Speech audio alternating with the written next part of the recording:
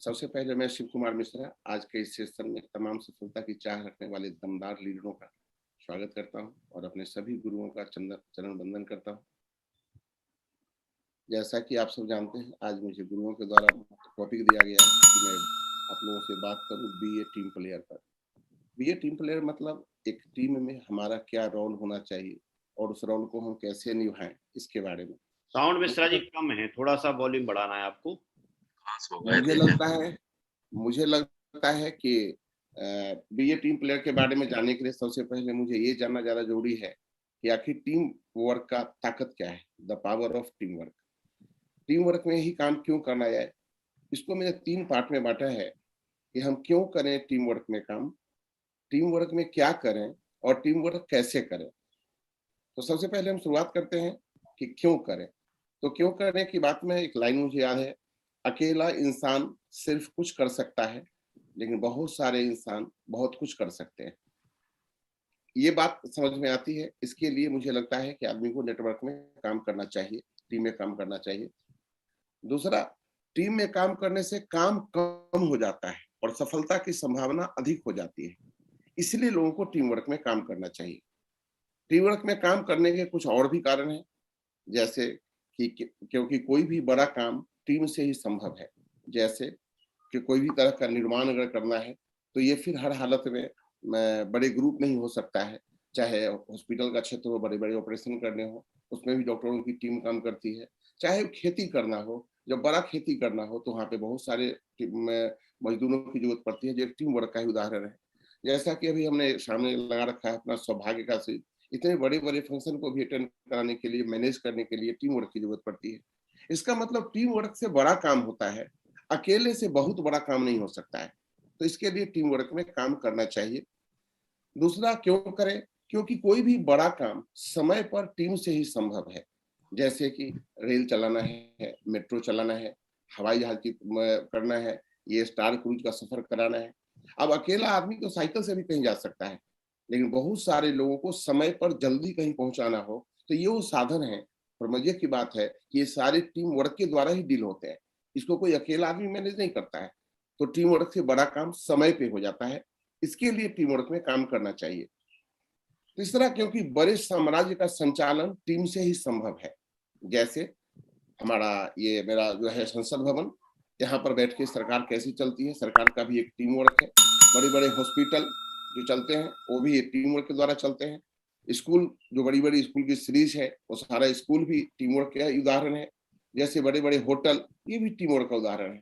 यानी अगर आप चाहते हैं कि कोई आदमी बड़ा साम्राज्य खड़ा करे, तो उसको टीम वर्क में काम करना ही पड़ेगा, क्योंकि यही वो रास्ता है। और क्यों करें? क्योंकि बड़ी आमदनी टीम से ही संभव है।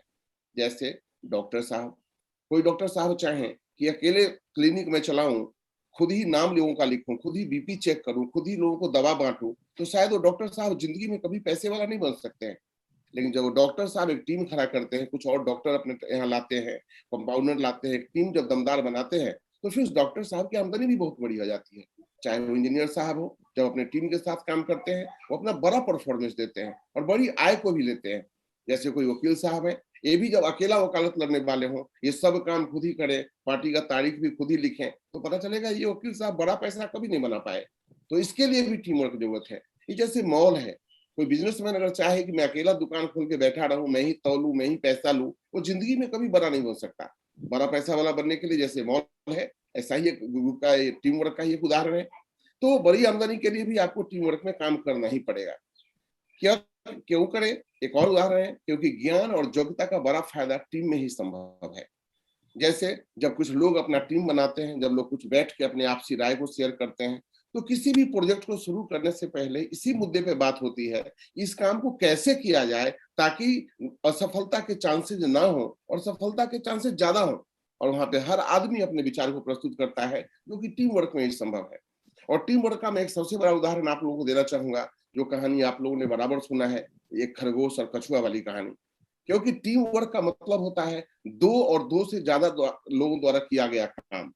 तो दो जहां भी हो गया वो टीम वर्क हो गया।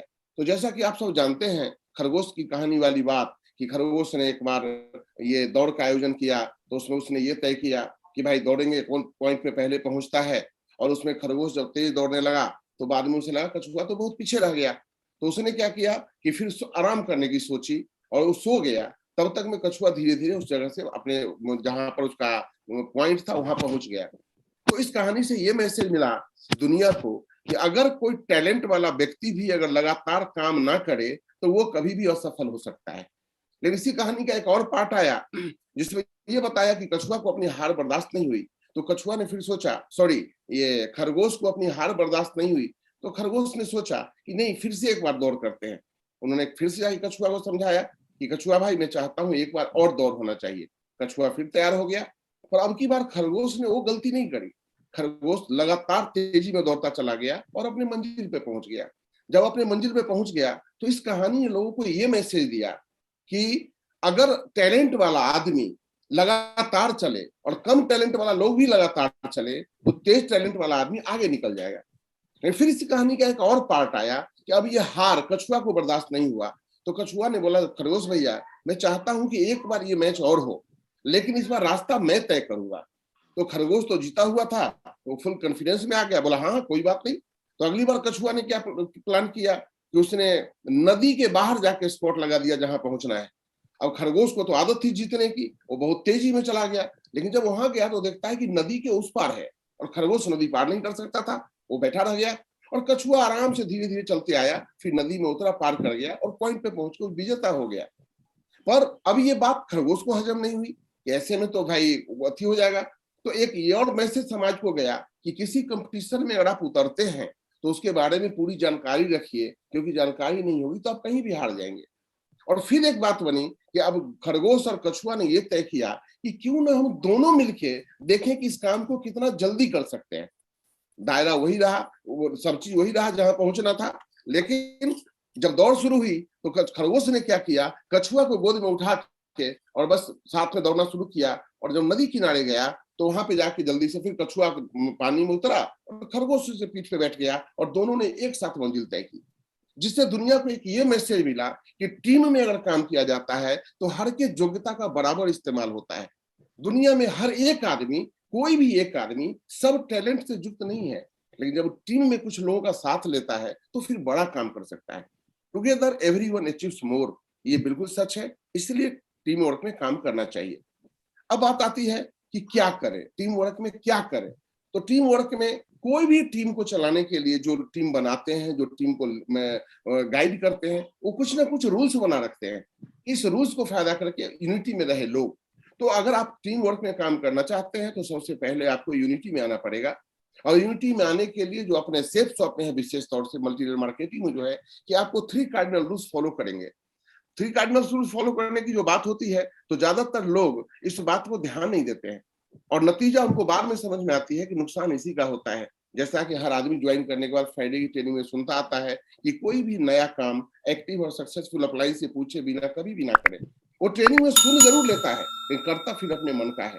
और नुकसान होने पे क्या कहता है, मेरा भाग नहीं साथ दिया, मेरा अपलाइन ठीक नहीं है, ये कंपनी ठीक नहीं है। फिर दूसरा राय दिया जाता है कि कोई निगेटिव विचार, कभी भी कोई निगेटिव विचार डाउन लाइन और क्रॉस लाइन से शेयर ना करें। पर कुछ लोग इतने चालाक होते हैं, वो सोचते हैं क्या कि डाउन लाइन से तो नहीं करते हैं, क्रॉस लाइन से करते हैं। क्रॉस लाइन का टीम मर भी गया तो मेरा क्या गया। पर वो भूल जाता है कि आपकी गलती के कारण अगर कभी कोई टीम मरा किसी लीडर का क्रॉस लाइन का, तो अगले बार तो बंदा फ्री बैठा है, वो तो आपके पूरे टीम बर्बाद करके रख देगा बदले में, और प्लानिंग करके आपको बर्बाद करेगा। तो ऐसा कभी भी कोई निगेटिव विचार क्रॉस लाइन को भी शेयर नहीं करना चाहिए, क्योंकि ये बिजनेस बना ही है हौसले का। दुनिया का सबसे पावरफुल शब्द है मैं हूं ना। जब एक अपलाइन अपने ग्रोलाइन के पीठ पर हाथ फेर के बोलता है टाइगर मैं हूं ना, उसका ये शब्द, अपलाइन का एक ये शब्द उसके अंदर एक उत्साह भर देता है। पर कुछ लोग निगेटिव विचार फैला करके उसी को, हौसले को खत्म कर देते हैं। मुझे लगता है ये यूनिटी में काम करने वालों को कभी नहीं करना चाहिए। तीसरा बात, कभी भी किसी भी व्यक्ति के फैमिली मेंबर ईगो, मनी से खिलवाड़ ना करें। कुछ लोग इस बिजनेस में आके पैसे का लेन देन शुरू कर लेते हैं। कोई लोग कभी बातों बातों में किसी के ईगो को ललकार देते हैं। कुछ लोग ऐसे होते हैं कि नजरों सेकने की बिजनेस को समझ लेते हैं, घर में जाके गलत काम ही करते हैं। और ये किसी भी टीम वर्क में, ना ही टीम वर्क में बल्कि दुनिया में शायद ये कहीं भी नहीं करना चाहिए। जिस आदमी को एक अच्छा इंसान बनना है और जहां यूनिटी मेंटेन करना हो वहां तो ये होना ही नहीं चाहिए। एक बात और कहूंगा, टीम को उतना ही ज्ञान दें जितना आप खुद करते हो। अपना मेरा तजुर्बा ऐसा कहता है, 7 सवा 7 साल से मैं इस बिज़नेस में हूँ, कि बहुत सारे लोग बातें तो बहुत बढ़िया-बढ़िया करते हैं। अपने टीम को सब बढ़िया काम करने की आदत डालते हैं। जैसे वो टीम को कहते हैं रोज़ लिस्ट बनाओ, रोज़ प्लान करो, रोज़ फॉलो अप करो, पर बंदा खुद घर में सोया रहता है। वो टीम को कहता है दारू मत पियो, झूठ मत बोलो, बंदा खुद दारू पी के पड़ा हुआ रहता है। तो मेरा अपना मानना है कि टीम को उतना ही ज्ञान दें जितना आप खुद करते हैं, क्योंकि असर इसी का पड़ेगा। क्योंकि अगर आप केवल झूठी बातें बोलेंगे तो आपकी टीम पर वो असर नहीं डाल पाएगा। मेरा अपना मानना है कि आप जिस आदमी को इस बिजनेस में बहुत बड़ी ऊंचाई पे जाना हो, यूनिटी में काम करना हो, उससे हमेशा अपलाइन के संपर्क में रहना चाहिए और समय समय पर काउंसलिंग करवाते रहें।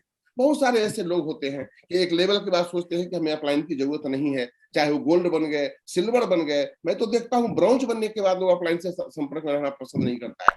पर हमेशा एक बात याद रखिए दोस्त, हम लोग खुशकिस्मत हैं कि हम उस प्लेटफॉर्म पे खड़े हैं, एक तो उस कंपनी में है जहां एथिक्स के साथ हमें एक अच्छा अपलाइन हमारा मार्गदर्शन करता है बगैर पैसे का। तो दोस्त, अगर जीवन में बहुत बड़ा ऊंचाई को छूना है तो आपको अपलाइन के संपर्क में हमेशा रहना चाहिए और एक ही अपलाइन के संपर्क में रहना चाहिए। क्योंकि मेरा ये भी तजुर्बा कहता है कि कुछ लोग कई अपलाइन के संपर्क में रहते हैं और कुछ कई अपलाइन के संपर्क में रहने वाला आदमी कभी न कभी बिजनेस में बड़ा नुकसान खा जाता है। एक अपलाइन के संपर्क में रहें, उनको चुनने में अपनी बुद्धि लगाएं, एक बढ़िया अपलाइन को अपना मेंटर बनाएं और उनके संपर्क में रह के उनकी बातों को माने। मुझे लगता है सफलता के लिए बड़ी बात है। दूसरा, हमेशा अपने टीम लीडर के संपर्क में रहें और उनकी समस्याओं का निदान करें। टीम लीडर का मतलब हर लीडर, जैसे महागुरु जी लोग बोलते हैं, अपने टॉप 10, टॉप 15, टॉप 20 का एक टीम बनाइए। ऐसा नहीं है कि जिसका जितना बड़ा नेटवर्क है पूरा नेटवर्क उसका टीम के साथ गाइड होता है। हर आदमी से कुछ लोग गाइड होते हैं। तो आपने जो टीम बनाया है अपने लिए, जिसके बल पे आप चाहते हैं मैं बहुत बड़ा काम करूं, तो अपने टीम लीडर से हमेशा संपर्क में रहें और उनकी समस्याओं का निदान करें। ऐसा नहीं कि केवल उसका चेक बना कि नहीं बना, सॉरी उस दिन डीडी लाया कि नहीं लाया, इतनी ही बातों से मतलब नहीं रखें, उसकी समस्याओं का भी निदान होना चाहिए। तो मुझे लगता है टीम वर्क का ज्यादा बड़ा फायदा मिलता है। मुझे ऐसा लगता है हमेशा हमेशा अपने अपलाइन, टीम लीडर, कंपनी और प्रोडक्ट का एडिफिकेशन करें। बहुत लोगों को देखता हूं बिजनेस में आते हैं तो कभी कभी अपना ही प्रमोशन करने लगते हैं या फिर जो उनको मन में आया उसका प्रमोशन करने लगे। पर मुझे ऐसा लगता है कि इस बिजनेस में लोगों को अपलाइन का प्रमोशन करना चाहिए, या कहीं मौका ऐसा है तो अपने टीम लीडर का प्रमोशन करें जहां उनका बड़ा काम उनसे होने वाला हो। अपने कंपनी का प्रमोशन करें और प्रोडक्ट का। ये नहीं कि हम काम तो कर रहे हैं सेफ शॉप में और पेस्ट लगा रहे हैं दूसरे कंपनी का, तो ये तो कभी नहीं हो पाएगा। हमको अपने काम की तारीफ करनी पड़ेगी, उसका प्रमोशन करना पड़ेगा, उसका एडिफिकेशन करना पड़ेगा। और एक बात निकल के आती है, मुझे ऐसा लगता है कि दुनिया में कोई बहुत बड़ा काम करने के लिए अगर किसी आदमी में 3 गुण हो, हमेशा वो आदमी खुश रहे, हर बदलाव के समय वो धैर्यवान रहे और टीम का निष्ठावान बना रहे, तो मुझे लगता है दुनिया में कोई ऐसा प्रोजेक्ट नहीं है जिसको कोई आदमी हासिल ना कर सके। जैसा कि अभी हमारे महागुरु जी लोग, अभी हमारे महागुरु सत्येंद्र प्रसाद सर ने 501 टीम के डायमंड का एक प्रोजेक्ट बनाया, अपना एक प्लान बनाया और उसमें एक दमदार लीडर, सारे लोग ऐसे ही खुश होकर रहे, धैर्य के साथ रहे। चाहे कोरोना आ गया, चाहे किसी कंपनी का ज्यादा तोड़ मरोड़ चल रहा है, तब भी कंपनी के पास साथ निष्ठावान बने रहे। क्योंकि एक चीज मुझे सेफ शॉप पे जरूर समझ में आता है, ये ऐसा नहीं है कि कंपनियां केवल हम लोगों के ही काल में आई है। जो हमारे महागुरु सर लोग हैं, चाहे राजीव चतुर्वेदी सर हो, नरसिंह अग्रवाल सर हो, माधव सर हो, विजय पाल सर हो, महागुरु सत्येंद्र प्रसाद सर लोग हो, क्या इनके साथ वो कंपनी नहीं आई होगी? क्या क्या उन्होंने उसको अप्रोच करने का मौका नहीं दिया होगा? क्या क्या उस समय कंपनी के पास बहुत अच्छे प्रोडक्ट थे? क्या पर सर लोगों ने एक बात सीखा कि धैर्यवान और निष्ठावान बन के रहूंगा तो बड़ी सफलता को पाऊंगा। तो आज जो सर मान सम्मान पाते हैं उसको डिजर्व करते हैं कि वो कंपनी के साथ उस हालत में भी उसका निष्ठावान बने रहे, छोड़ के भागे नहीं किसी के लालच में। क्योंकि कुछ लोग आज उस कंपनी में भागते हैं, तो एक ही कंपनी में सब कहाँ कोई भाग रहा है, कई कंपनी में भाग रहा है। इसका मतलब सब कंपनी एक बार लालच देके लोगों को बुलाता है और वो आदमी की आदत है हर जगह मुंह मारने की, वहां जाएगा कुछ दिन बाद उसको भी छोड़ेगा और उसका निष्ठावान का जो कमी है उसको हर जगह अटका देगा। मेरा अपना मानना है दोस्त, इस बिजनेस में यूनिटी में काम करना हो तो दोहरे चरित्र का अपना पहचान न बनाए। कुछ लोगों से ऐसा मैं मिलता हूं, मेरा ये अनुभव है कि जब मुंह पे आप उनसे बात करेंगे तो इतना मीठा बात करते हैं, इतनी अच्छी बातें करते हैं और पीठ पीछे ही वो बंदा पलट जाता है। और पलटता किसके साथ है? जिसको खास चेला समझता है, उसके सामने उल्टी सीधी बातें कर लेता है उस आदमी के बारे में जिससे थोड़ा देर पहले मिला है। पर वो बंदा इस बात को भूल जाता है कि सुनने वाला भी आपका चेला ही है।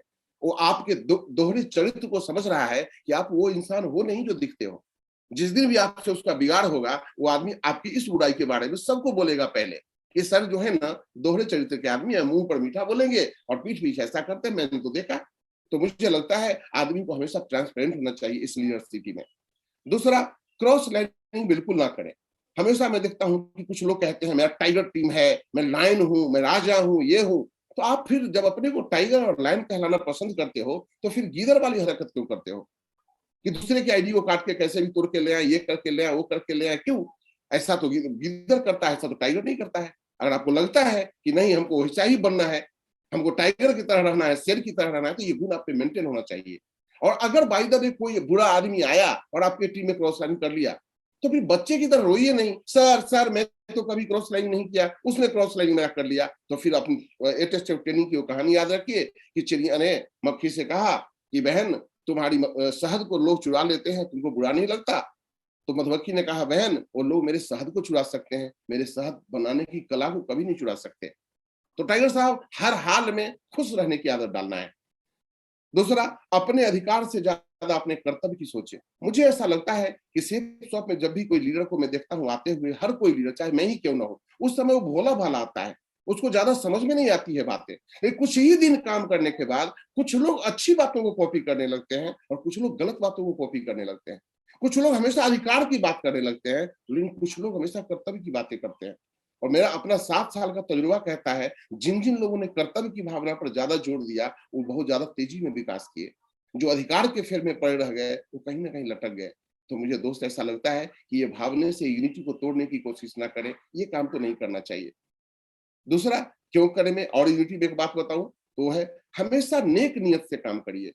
हमारा अपना अनुभव कहता है, मेरा उम्र जो आज 54 साल है, 54 साल का तजुर्बा कहता है कि नेक नियत से किए गए काम में ही सफलता मिलती है। कैसे? जैसे कि आप सब जानते हैं कि राम भगवान भोले बाबा के शिष्य थे। आप जानते हैं रावण भी भोले बाबा का शिष्य था।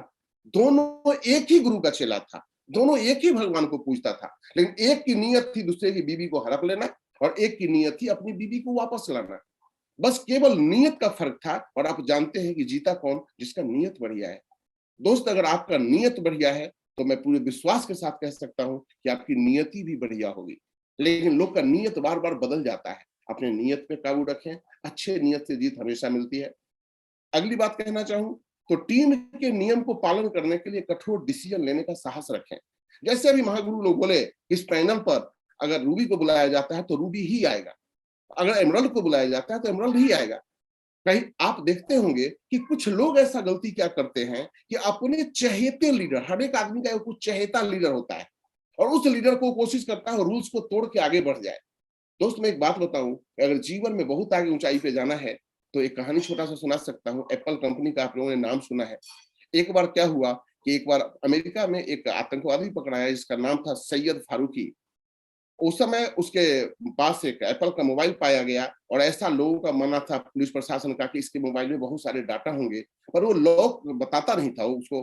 तो इन लोगों ने एप्पल कंपनी से कॉन्टेक्ट किया कि आप लोग कुछ ऐसा करो कि आप इसको तोड़ने का कुछ सॉफ्टवेयर बनाओ कि जरूरत पड़ने पर लोग इसको एप्पल सॉफ्टवेयर को क्रैक कर इसके डाटा को निकाल सकता हो।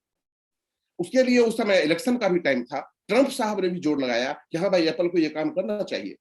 लेकिन एप्पल ने अपना एक मीटिंग किया कि आखिर हमारी पहचान क्या है। तो हमारी पहचान है कि हमारा कंपनी इसी बात के लिए लोग खरीदते हैं मोबाइल क्योंकि हमारा बिल्कुल सिक्योर मोबाइल है। तो अब अगर हम कोई ऐसा सॉफ्टवेयर बनाए और वो सॉफ्टवेयर कल के डेट में किसी गलत आदमी के हाथ में चला गया तो फिर मेरा ये बात ही खत्म हो जाएगा, मेरी पहचान खत्म हो जाएगी। और तब पूरा एप्पल ने अमेरिका सरकार से टकराने का डिसीजन ले लिया कि मैं सॉफ्टवेयर नहीं बनाऊंगा। और शायद आप लोगों को पता ना हो सर कि उस समय देश अमेरिका 2 भाग में बट गया। बहुत सारे लोग कहते थे वो सॉफ्टवेयर बनना चाहिए और बहुत सारे लोग कहते थे सॉफ्टवेयर नहीं बनना चाहिए। और एप्पल ने कसम खा लिया मैं सॉफ्टवेयर नहीं बनाऊंगा क्योंकि मेरी सिक्योरिटी ही मेरी ताकत है। और 2016 में एप्पल उस केस को जीत गया, उसने आज तक अपना क्रैक नहीं तोड़ा। तो मुझे ऐसा लगता है कि अगर जो डिसीजन बनाए गए, जो रूल्स बनाए गए, दोस्त मुझे ऐसा लगता है कि आप गैरों पे क्या प्रयोग करोगे, अगर कुछ ईमानदारी करनी है तो अपने पे पहले करके देखो। मुझे आज भी याद है जब कोई फंक्शन होता था किसी हॉल में तो देखते थे कि लोग चहेते को बिना टिकट के अंदर घुसा देते थे। लेकिन उसी पे कुछ लोग ऐसे होते थे कि चहेते को ही अंदर नहीं घुसने देते थे। उसमें से एक नाम और है जिसका नाम शिव कुमार मिश्रा है। मेरा जो भी चेला खास बना, मैंने उसे बोला ये तुम्हारा दुर्भाग्य हो सकता है कि मैं तुम्हारा अपलाइन हूं क्योंकि मैं रूल्स नहीं तोड़ सकता। तो मैं ये अपनी तारीफ की बात नहीं करता, मेरे जैसे बहुत सारे लोग इसी को फॉलो करते हैं। हाँ, कुछ लोग जो नहीं करते हैं वो एक गलत संस्कार डाल देते हैं टीम में, और उनका वो चेला कल वही काम तो करेगा। तो कठोर डिसीजन लेने की आदत रखें, ये आपको बहुत बड़ी ऊंचाई पे ले जाएगा, ऐसा मेरा मानना है। जिम्मेदारी निभाते समय टीम में पक्षपात ना करें। मैंने ऐसा देखा है कि बहुत सारे लोग, जो चेला खास है, जो चेला नमस्कार करता है, जो चेला हमारा दो काम करता है, जो मेरे पर पूरा समर्पित है, उसके लिए हम कई सारे नियम तोड़ देते हैं। सच मैं बताऊं कि आपने उस बंदे का कैरियर तो उसी दिन खत्म कर दिया जिस दिन आपने उसे नियम तोड़ने की बात सिखा दी। तो दोस्त, अगर किसी का भला करना है तो सबको एक नजर से देखें, क्योंकि जिस दिन भी आपका पक्षपात रवैया पता चलता है तो आप लोगों की नजर में गिरते हैं, जिससे यूनिटी भंग होती है। तो ऐसा ना करें, इससे यूनिटी बना रहेगा। दूसरी बात है कैसे करें, तीसरी बात कैसे करें आखिर इस काम को। तो हमारा अपना अनुभव कहता है इसको किया जा सकता है फाइन ट्यूनिंग के द्वारा। फाइन ट्यूनिंग के अभाव में क्या होता है, दाम्पत्य जीवन में दरार यानी तलाक होता है। आज रोज आप देख रहे हैं लगातार बड़े बड़ी हस्तियों का भी तलाक हो रहा है। क्यों हो रहा है? ऐसा तो है नहीं कि उसके आज ऋतिक रोशन से ज्यादा स्मार्ट कोई व्यक्ति नहीं है, फिर उसकी पत्नी ने तलाक क्यों लिया? अमीर वाले से ज्यादा पैसे वाला कोई नहीं है, उसकी बीवी ने तलाक क्यों ले लिया? ये पूरा खानदान कुनवा, खान साहब का कुनवा, सलमान खान का पूरा परिवार एक बड़ा है, उनकी पत्नी ने, मलिका अरोड़ा ने तो कैसे तलाक ले लिया? सबसे बड़ी हस्ती बिल गेट्स साहब, इनकी सारी गर्लफ्रेंड से इनका तलाक ये हो गया, रिश्ते खत्म हो गए, बीवी से तलाक हो गया। आखिर क्या कमी रहा होगा? मुझे ऐसा लगता है कमी केवल फाइन ट्यूनिंग का रहा होगा, एक आपसी समझदारी की रही होगी। फाइन ट्यूनिंग का जब अभाव होता है तो बाप बेटा और भाई भाई के रिश्ते में दरार आता है। आप लोगों को पता होगा अच्छी तरह, रेमंड मिल के मालिक का जो बेटा, वो अपने बाप को बांट के अलग कर दिया और बाप को किराए के मकान तक पहुंचा दिया। वो बंटवारा हो गया केवल और केवल फाइन ट्यूनिंग के भाव में। तीसरी बात, राजनीतिक पार्टी या व्यावसायिक गठबंधन में दरार जो आता है, या कोई दूसरी पार्टी या कंपनी में जाता है कोई, या नई पार्टी या नई कंपनी का गठन होता है, उसमें भी कहीं ना कहीं फाइन ट्यूनिंग का अभाव है। अगर कोई हमको छोड़ता है तो उससे पहले एक बार खुद को भी देखना है, हमें कमी कहाँ है। मेरा अपना अनुभव कहता है दोस्त, लालची, आलसी, स्वार्थी, अधैर्य आदमी, चंचल मन का आदमी जो हमेशा भटकता है, कहीं टिकता नहीं है, और हमेशा अधिकार की बात करने वाला व्यक्ति ही रिश्ते और टीम के टूटने का कारण होता है। ऐसे विचार और विचार वाले से दूर रहें, क्योंकि इनका अंजाम बुरा ही होता है। मेरा अपना मानना है, टीम लीडर से बात करते समय अपने शब्दों पर ध्यान रखें। तू और तुम की जगह आप, और मैं की जगह हम का इस्तेमाल करें। बहुत लोगों को मैं करने की आदत होती है, और बहुत लोग जो बड़े लीडर बन जाते हैं तो नीचे वाले को तुम बोलते हैं, और बहुत लोगों को ये बुरा लगता है, क्योंकि हम सब सेफ शॉप में आए ही थे मान सम्मान कमाने के लिए, हम किसी का नौकर बनने नहीं आए थे। फिर कैसे आप सोचते हैं कि उसको तू और तुम बोलेंगे उसको अच्छा लगता होगा? हाँ, हो सकता है आप में कुछ क्वालिटी हो, वो आपको सहता होगा, लेकिन वो आपकी दिल से इज्जत नहीं करता होगा। किसी के दिल में राज करना है तो आप बोलिए, और पूरी टीम पे इज्जत पाना है, हम का इस्तेमाल करिए। ये नहीं कि मैंने ये काम किया। मेरा अपना तजुर्बा कहता है, दुनिया में क्या कहते हैं इससे फर्क नहीं पड़ता, बल्कि फर्क इससे पड़ता है कि कैसे कहते हैं। दुनिया में एक रिश्ता है साला। अगर आप किसी दूसरे आदमी को साला बोलते हैं तो गाली समझता है, अरे साला इधर आओ, वो गाली समझता है। और आप अपने साले को बोलते हैं साले साहब यहाँ के बैठो, वो गाली नहीं समझता है। लेकिन उस अपने ही साले को अगर आप ऐसे बोलते हैं, अरे साला यहाँ के बैठ, तो फिर उसको गाली समझता है, क्योंकि आपने जिस टोन का इस्तेमाल किया वो टोन रिश्ते को नहीं बुला रहा है। तो दोस्त, इस बात को हमेशा ध्यान रखें कि कोई आदमी कहता है सर मैं तो उसको प्लान देके आया, मैं तो उसका फॉलो अप करके आया, लेकिन उसको डीडी कोई और लेके आ गया, तो उसमें निश्चित तौर पे यह अभाव होगा कि आप बोलते कैसे हैं। तो इस पे थोड़ा मुझे लगता है जरूर आदमी को मेहनत करना चाहिए। तीसरा है, सफलता का श्रेय अपलाइन और ग्रोलाइन को दें, और असफलता की जिम्मेदारी स्वयं की लें। जैसा कि आप लोग हमारे महामहिम स्वर्गीय एपीजे अब्दुल कलाम जी के बारे में जानते हैं कि जब भी उनका कोई प्रोजेक्ट सफल हो जाता था, और जब भी कोई मीडिया वाला वहां मीटिंग करने आता था, फोटो खिंचाने आता था, तो अपने टीम लोगों को आगे कर देते थे, कहते थे इनके बल पर ही सफलता मिली है। और जब असफलता हाथ लगती थी, तब जब मीडिया वाला कोई बात करने आता था तो सबसे आगे खुद खड़े हो जाते थे, यह सफलता मेरे कारण आई। आखिर उनके इसी डिसीजन ने उनको महान बनाया है। दोस्त, मेरा अपना मानना है, अपनी तारीफ या स्वयं का प्रमोशन कभी ना करें। ये बिजनेस खुद को हीरो कहने का नहीं, बल्कि अपलाइन और डाउनलाइन को कहने का है। हो सकता है मेरे इस विचार से बहुत लोग इत्तेफाक ना रखें, पर मुझे लगता है यही चीज आपको बहुत बड़ी ऊंचाई पे लेके जाएगा। एक बात और, किसी का किया हुआ एहसान कभी मत भूलना, और खुद का किया एहसान कभी मत याद दिलाना। बहुत सारे लोगों को देखता हूँ बात करने के दरमियान उन्होंने उसके लिए क्या क्या किया, अरे तुम्हारे लिए मैंने ये किया, तुम्हारे लिए मैंने ये किया, और वो एहसान सुनते सुनते वो आदमी पक जाता है, और उसको लगता है इससे गलती हो गया कि मैंने इससे कोई एहसान ले लिया। जिंदगी में किसी के दिलों पे राज करना है तो अपना एहसान कभी मत याद रखिए, लेकिन किसी ने आप पे एहसान किया उसको कभी मत भूलिए, ये आपको ऊंचाई पे ले जाएगा। एक बात और, खुद का व्यक्तित्व ऐसी बनाएं कि आपके पीठ पीछे आपकी तारीफ हो, क्योंकि सामने तो लोग अपराधी की भी तारीफ करते हैं। दोस्त, ऐसा व्यक्तित्व बनाना हमारे आपके हाथ में होता है और वही हमारा भविष्य भी होता है। मेरा अपना मानना है, ये बिजनेस ग्लैमर का है, जिस कारण सब लोग यहाँ लीडर ही बनना चाहते हैं। चेला तो कोई बनना ही नहीं चाहता, सब चाहता मैं, मेरा ग्रुप, मेरा टीम, मैं। और यही इस बिजनेस में बहुत बड़ी बर्बादी है, कभी कभी कारण बन जाता है। दोस्त, अगर आप में टैलेंट होंगे ना, अगर आप में क्वालिटी होगी ना, तो आपका अपलाइन भी नाज करेगा कि ये लीडर हमारी टीम का हिस्सा है, और आपका अपलाइन भी, ग्रो लाइन भी खुशी खुशी आपके माथक में काम करना पसंद करेगा। इसके लिए केवल अपने क्वालिटी को निखारे और फाइन ट्यूनिंग को निखारे, ये बड़ी ऊंचाई पे आपको ले जाएगा। मेरा अपना अनुभव कहता है कि मांग कर सम्मान नहीं लिया जाता और कहकर शागिर्द नहीं बनाया जाता। जीवन में कुछ लोग इस जोर तोड़ में पड़ेंगे हम आप, तो लगता है इससे हम बहुत बड़े काम को नहीं कर पाएंगे, इससे टीम वर्क टूटता है। तो इस काम को हम मेंटेन करते हैं, निश्चित तौर पे हम लोग बड़ी ऊंचाई को छुएंगे। दूसरा, लास्ट ये बात कहना चाहूंगा, अपलाइन से मिली जिम्मेदारी और टीम से मांगी गई सहायता का जिम्मेदारी से पालन करें। अपलाइन उसी को कोई जिम्मेदारी देता है जिसको लायक समझता है, और ग्रो लाइन, डाउन लाइन उसी अपलाइन से सहायता मांगता है जिसमें उसको कुछ उम्मीद दिखती है। तो फिर आप अपने इस जिम्मेदारी को जरूर पालन करें, और ये पालन आपको एक दिन बहुत बड़ी ऊंचाई पहुंचाएगा, ये मेरा अपना भरोसा कहता है। एक बात और कहूंगा, खुद को ऐसा लीडर बनाएं कि अपलाइन गर्व करे कि आप उसके टीम का हिस्सा हो, डाउनलाइन सौभाग्य माने कि वो आपके टीम का हिस्सा है, और क्रॉस लाइन हमेशा सोचे कि काश आप उसके अपलाइन या डाउनलाइन होते, शायद इसको बड़ी सफलता मैं मान सकता हूं। और ये सब संभव है अथक मेहनत और फाइन ट्यूनिंग से। अगर आप लगातार मेहनत करने को तैयार हैं और फाइन ट्यूनिंग पर भरोसा रखते हैं, तो निश्चित तौर पर आप इस ऊंचाई को छू जाएंगे, दुनिया की कोई ताकत नहीं रोक सकती है। लास्ट एक स्लाइड दिखा के बात खत्म करूंगा। अच्छा इंसान बनो, अच्छा इंसान बनो, अच्छा इंसान बनो। क्यों? क्योंकि अच्छे लोगों की सबसे बड़ी खूबी यह होती है कि उन्हें याद रखना नहीं पड़ता है, वो याद रह जाते हैं। चलिए दोस्तों, इसी के साथ आप लोगों का बहुत बहुत धन्यवाद कि आप लोगों ने मुझे गर्व से, बहुत ध्यान से यहाँ सुना है, और सर का बहुत बहुत आभार कि उन्होंने मुझे बोलने का मौका दिया। आप सबका पुनः धन्यवाद। Thank you sir.